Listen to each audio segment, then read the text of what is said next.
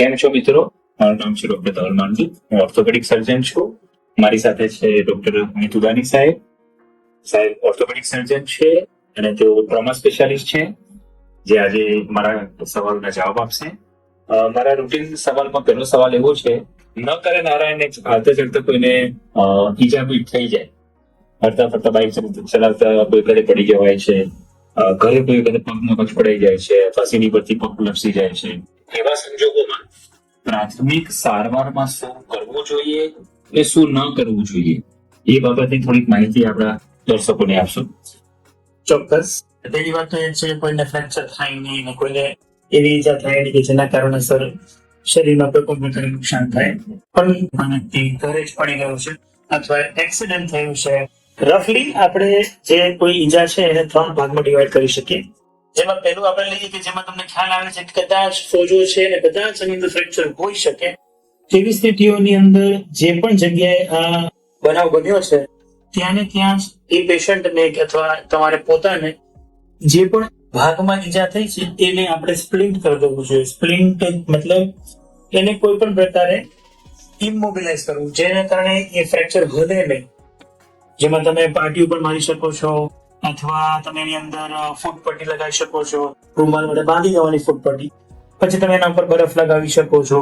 એ ભાગને તમે ઊંચો કરી શકો. માની લો કે આપણે જે ત્રીજો પ્રકાર ડિસ્કસ કર્યો હતો હમણાં, એ પ્રકારમાં એવું છે કે હાડકું બહાર જ છે, દેખાઈ રહ્યું છે કે એકદમ તૂટીને બહાર આવી ગયું છે, તો તાત્કાલિકના ધોરણે હોસ્પિટલની ઓર્થોપેડિક સર્જનની સલાહ લેવી જોઈએ.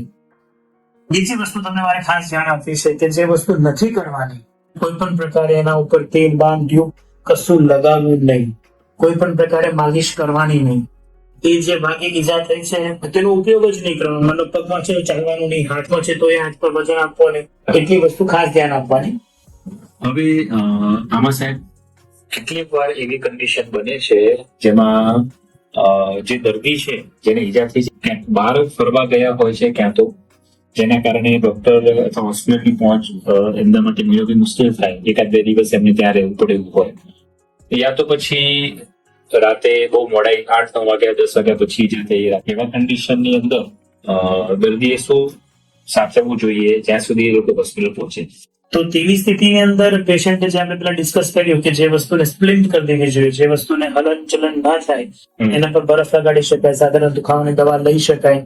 અને માની લો કે એવું છે કે હોસ્પિટલ નજીક છે, તમને એવું થાય કદાચ કે ડોક્ટર હશે નહીં હશે, એવી કોઈ સ્થિતિઓ હોય તો આપણી સાહેબ વસંતપ્રભા હોસ્પિટલ છે એ સાહેબ 24 કલાક ચાલુ છે, 24 hours અહીંયા ડોક્ટર્સ અવેલેબલ હોય છે. વિના ઝીઝક તમે ગમે ત્યારે અહીંયા સારવાર માટે આવી શકો છો. એટલે ઓર્થોપેડિક સર્જન પણ 24 કલાક તમને મળી રહે? જી બિલકુલ બિલકુલ, તમને 24 કલાક ઓર્થોપેડિક સર્જન પણ મળી રહેશે. એક્સરે અને બધી સુવિધા પણ 24 કલાક ચાલુ? બિલકુલ, એક્સરે બી 24 કલાક છે, લેબોરેટરી બી 24 કલાક છે. સરસ, સુવિધાઓ તમને 24 કલાક મળી રહેશે. સો આપણને અમિત સાહેબે પ્રાથમિક ઈજામાં કેવી રીતે સાર સંભાળ રાખવી, શું સાચવવું જોઈએ, શું કરવું જોઈએ, શું ન કરવું જોઈએ, એ વસ્તુ આપણને સમજણ આપી છે.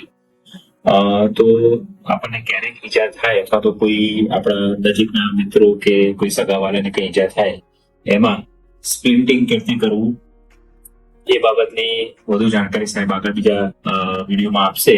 પણ સ્પ્લિન્ટિંગ કરવું, પછી સ્પ્લિન્ટિંગ કરીને એને ઇમોબિલાઇઝ રાખવું, બને એટલી જલ્દી નજીકના ડોક્ટરનો સંપર્ક કરવો, જેના પર તમને વિશ્વાસ આવતો હોય ડોક્ટરનો સંપર્ક કરીને એનો તાત્કાલિક એક્સરે કરાવવો અને એ પ્રમાણે આગળની સારવાર લેવી જોઈએ. ઘરે પોતાની જાતે પોતાની ઈચ્છા થાય એમ સારવાર કરવી ન જોઈએ, જેના કારણે પછી ઘણી બધી કોમ્પ્લિકેશન ક્રિએટ થતા હોય છે. કોમ્પ્લિકેશન કર્યા વગર કોઈ પણ ઈજામાંથી કેવી રીતે બહાર નીકળવું તે બાબતે સાહેબે આપણને પ્રાથમિક સમજણ આપી છે. બહુ જ સારી માહિતી છે, એ આપણે પોતે પણ ફરી સાંભળીએ, આપણા મિત્રોમાં શેર કરીએ અને આ સારી માહિતી બધાને પહોંચી વળે એ બાબતે આપણે પ્રયત્ન કરીએ. Thank you.